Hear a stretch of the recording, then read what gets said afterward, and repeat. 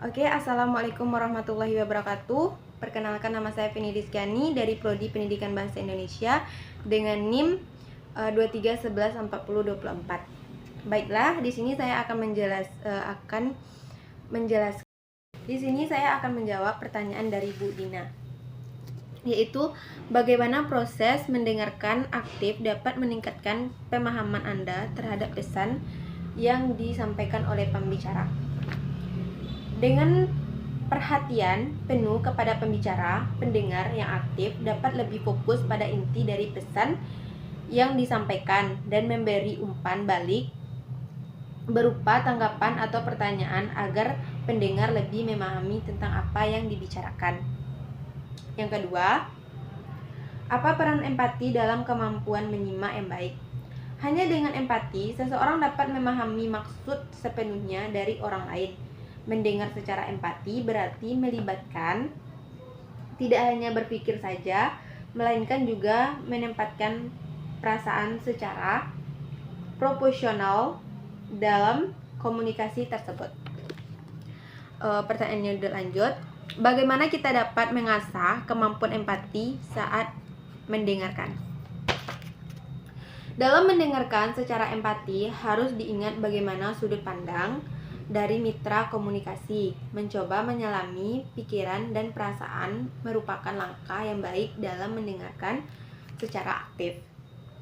Yang nomor 3, berikan contoh konkret bagaimana keterampilan mendengar seperti membedakan intonasi suara dapat mempengaruhi pemahaman Anda terhadap pesan pembicara. Yaitu memahami apakah pembicara sedang marah atau senang dari intonasi suara yang disampaikannya, agar informasi itu dapat sampai atau mempengaruhi pemahaman kita juga. Yang keempat, mengapa keterampilan berpikir kritis penting dalam proses Nomor 4, mengapa keterampilan berpikir kritis penting dalam proses menyimak yang baik? Bertujuan untuk memahami, mengingat, dan menafsirkan setiap yang didengar. Yang nomor 2-nya, bagaimana Anda dapat menerapkannya saat mendengarkan pembicara? Menyimak apakah yang disampaikan itu bisa mengerti dan mengingat, lalu menyampaikan kembali pesan dari pembicara. Nomor 5. Baiklah, yang nomor 5, bagaimana penggunaan catatan atau pencatatan saat mendengarkan pembicara membantu dalam proses pemahaman kita, yaitu tujuannya agar lebih memahami dan mengingat apakah materi yang disampaikan itu bisa dimengerti lagi dan bisa dibaca ulang di saat kita ingin melihat materi yang telah disampaikan oleh pembicara.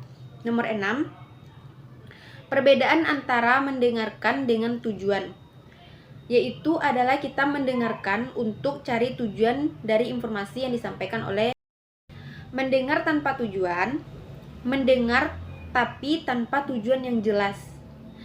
Dan bagaimana menentukan tujuan mendengar dapat meningkatkan efektivitas kita, yaitu dengan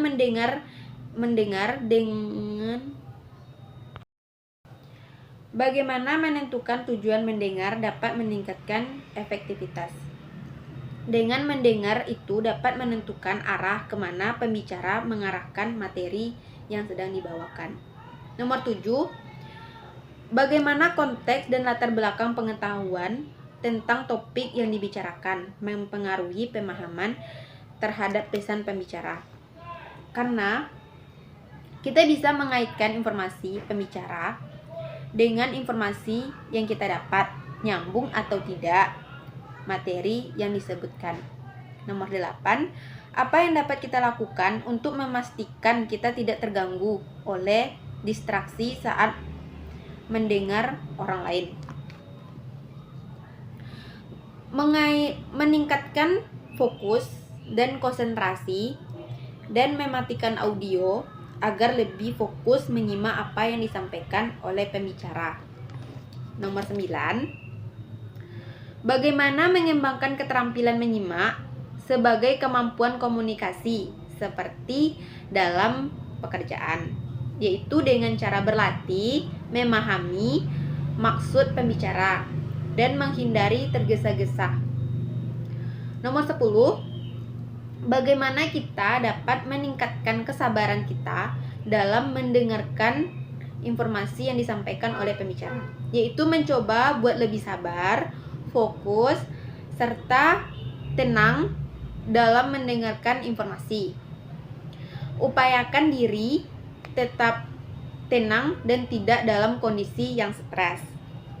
Pisahkan masalah pribadi dengan masalah yang penting, karena hal itu akan dapat memicu kefokusan kita dalam mendengarkan informasi yang disampaikan. Oke, baiklah, itu jawaban dari pertanyaan yang diberikan oleh Bu Dina. Sekian, terima kasih. Assalamualaikum warahmatullahi wabarakatuh.